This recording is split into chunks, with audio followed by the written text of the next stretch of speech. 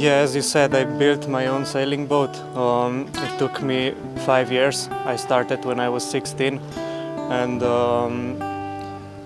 I always liked traditional, wooden sailing boats. We also have an old family boat, so I was actually raised into sailing.